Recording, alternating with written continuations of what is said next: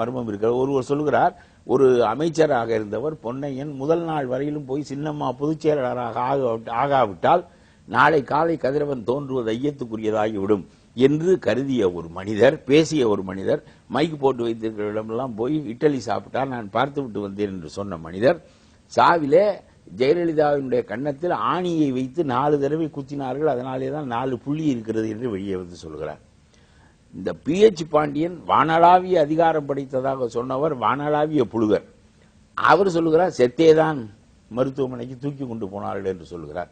இதெல்லாம் என்ன அரசியல் என்று கேட்கிறேன். நான் கேட்கிறேன், OPS இவர்களெல்லாம் வைத்துக் கொண்டு அரசியல் நடத்துகிறாரே, அவர் ஜெயலலிதா மருத்துவமனைக்கு போன அன்றே அவர் கைக்கு இந்த துறைகளெல்லாம் மாறிவிட்டன. ஜெயலலிதாவிடம் இருந்த துறைகளெல்லாம் மாறிவிட்டன. வலிமை மிகுந்த உள்துறை, போலீஸ், IAS அதிகாரிகளை நியமிப்பது, நீக்குவது, பதவி மாற்றம் செய்வது, இது போன்ற வலிமையான துறைகள் எல்லாம் ஜெயலலிதாவிடம் இருந்தவையெல்லாம் OPS வந்து விட்டன.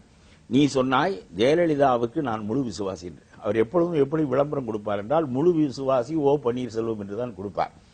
நான் கேட்கிறேன், நீ சாவு என்பது சாவில மர்மமே இருக்கட்டும், சாவில் சதியே நிகழ்ந்திருக்கட்டும், அந்த சதியை முறியடிக்கக்கூடிய அதிகாரத்தை அந்த அம்மா உடல்நலம் இல்லாமல் மருத்துவமனைக்கு போன போது அந்த அதிகாரம் உன் கைக்கு வந்திருக்கிறது.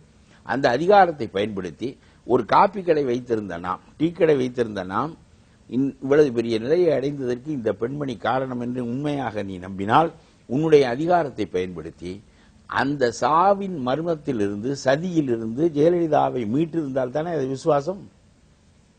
என்ன போராடினாய் நீ?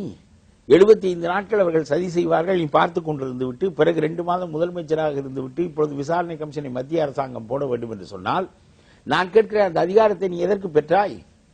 மற்றவையெல்லாம் இருக்கட்டும், பதவியிலே நீ இல்லாமல் போ, கட்சி தொடங்காமல் இரு. ஆனால் அந்த பெண்மணியை, உனக்கு நன்றிக்குரிய செயல்களை செய்த அந்த பெண்மணியை சதியிலிருந்து மீட்க வேண்டிய கட்டாயம், அதற்கான அதிகாரம் உன் கையில் இருக்கிற போது அதை செய்யவில்லை என்றால் அது என்ன விசுவாசம்? பிறகு அவர் பேரில் கட்சி வைத்துக் கொண்டு நான் தான் புரட்சி தலைவியினுடைய கட்சியை காப்பாற்றப் போகிறேன் என்று சொல்வேன். புரட்சி தலைவி உயிருக்கு போராடிய போது அந்த சதியிலிருந்து அவரை காப்பாற்றாத நீ அவருடைய பெயரை வைத்துக் கொண்டு அவருடைய கொள்கைகளை காப்பாற்றுகிறேன் என்று சொல்வதில் என்ன பொருள் இருக்கிறது? 2வது, புரட்சி தலைவிக்கு என்ன கொள்கை இருந்தது என்பது வேறு. இல்ல, இப்ப இந்த பிரச்சனையில் அதிமுகவில் இருந்தவருங்கிற முறையிலும் அதிமுகவினுடைய கட்டமைப்பு, தலைமை, அவர்களுடைய செயல்பாடுகள் எல்லாம் தெரிஞ்சவருங்கிற முறையிலும் அதிமுகவில் அதிகார மையங்கள் யார் என்பது உங்களுக்கு தெரியும். நீங்க இந்த வெளியில வந்த போது என்னவெல்லாம் செய்தியாளரிடம் சொன்னீர்கள் என்பது தெரியும். ஒரு கட்சியினுடைய நிலைப்பாடு 75 நாட்கள் தனது கட்சி தலைவி இருக்கிற போது உடல்நலம் இல்லாமல் தான் இருக்கிற, அவர் மறையல. உடல்நலம் இல்லாமல் இருக்கிற போது எப்போது வேண்டுமானாலும் மீண்டு வருவார் என்கிற போது அதிகார மையத்திற்கு விசுவாசமாக இருப்பது என்கிற அதிமுகவின் நீண்ட காலமாக பின்பற்றப்பட்டு வருகிற ஒரு விஷயத்தை தான் OPS செய்தார் என்று சொன்னால் நீங்க எப்படி மறுப்பீங்க? இல்ல, நான் என்ன சொல்றேன், இவர் சதி நடக்காத நிலையில் இவர் அதிமுக அதிகார மையங்கள் நடந்து கொள்ளுகின்ற வகையில் இவர் நடந்து கொள்ளலாம். ஆனால் சதி நடக்கிறது.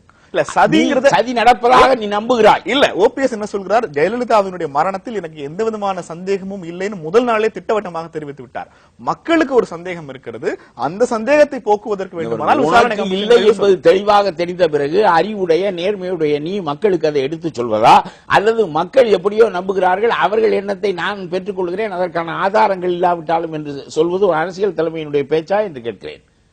நான் நம்புகிறேன் ஒரு மர்மம் இல்லை என்று, அப்படின்னு நீ சொல்றதா சொல்றீங்க நீங்க.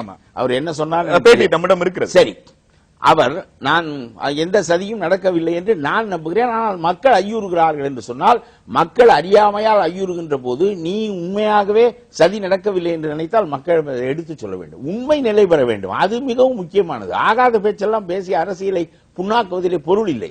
ஆகவே நீ எடுத்துச் சொல்வதை விட்டுவிட்டு அந்த நேர்மை, அரசியல் நேர்மை உன்னிடம் இருக்க வேண்டாமா? நான் பக்கத்தில் இருந்தேன், முதலமைச்சர் பொறுப்பில் இருந்தேன், எந்த தப்பும் நடக்கவில்லை, ஆகவே நான் சொல்லுகிறேன் அதிலே சதி இல்லை என்று சொல்லுகிற நேர்மை நமக்கு வேண்டாமா? இல்லை. உண்மையிலேயே சதி நடந்திருந்தால் உன்னிடம் அதிகாரம் இருந்தது, அந்த சதியில் இருந்து அவரை மீட்க வேண்டிய கடமை உனக்கு இல்லையா? 2 வகையாலும் ஒன்றும் இல்லை என்று சொன்னால் என்ன அரசியல் தலைமையை நடத்தி நாட்டு மக்களுக்கு என்ன செய்ய முடியும்? இல்ல